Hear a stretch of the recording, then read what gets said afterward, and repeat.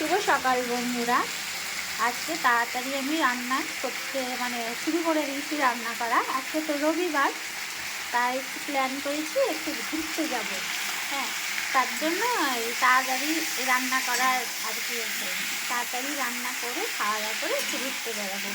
দিনটাও ভালো, শীতটা একটু কম, রোদ উঠেছে, হালকা হালকা কুয়াশা আছে, তবুও এই শীতেই তো সব ঘুরতে যায়, তাই না? তা একটু ঘুরতে বেড়াবো বলে তাড়াতাড়ি রান্নাটা সেরে নিই, এই আর কি। এই দেখো এখানে ভাত বসিয়েছি, আজকে তো চিকেন রান্না করছি।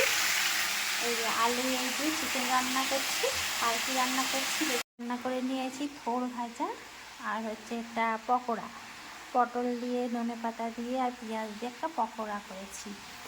আমার বর বলবে যে মাংস হলে আর কি দরকার।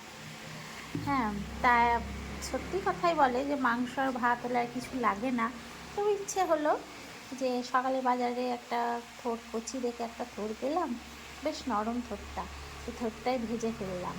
আর একটু বেসনের পকোড়া খেতে ইচ্ছে হলো, তাই পকোড়া করে ফেললাম।